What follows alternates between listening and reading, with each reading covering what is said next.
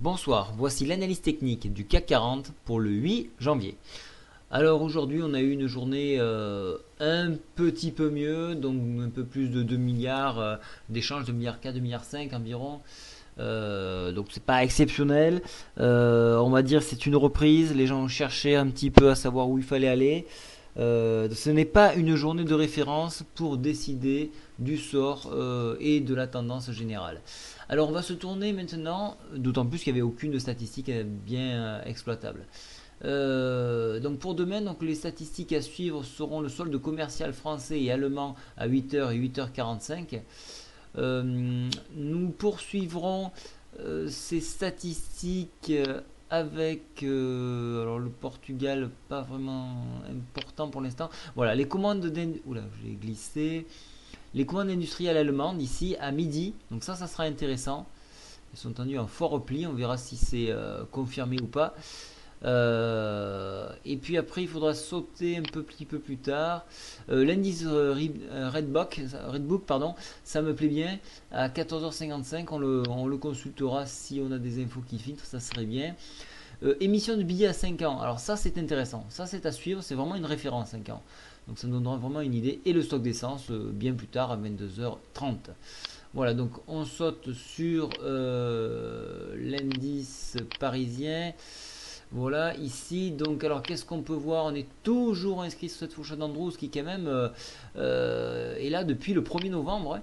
Donc, alors un petit instant, voilà, voilà, qui est là depuis le 1er novembre.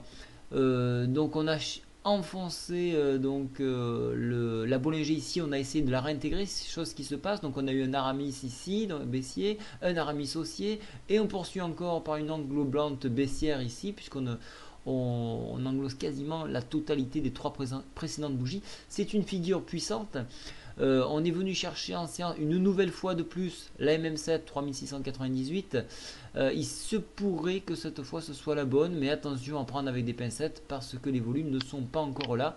Donc un test sur le support 3687 et un enfoncement nous ramènerait sur la partie supérieure de la médiane de la fourchette d'Andrews, ici à 3691. Et un premier test pour un comblement du gap avec un retracement sur la MM20 qui devrait tourner aux alentours de 3662. Voilà, ça c'est un plan qui semble tout à fait crédible pour la baisse. Pour les haussiers, cette consolidation sur cette zone-là pourrait donner un nouvel élan, vu qu'on s'y appuie sur la MM7, vers le haut de la fourchette d'Andrews sur 3760 points.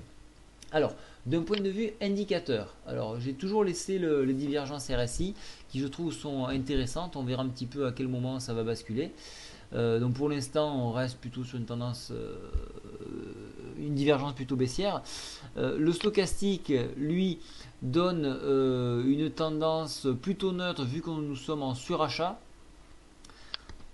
Le Force Index, lui, fait une petite incursion dans le territoire bear sans vraiment avoir une grosse puissance, donc prudence.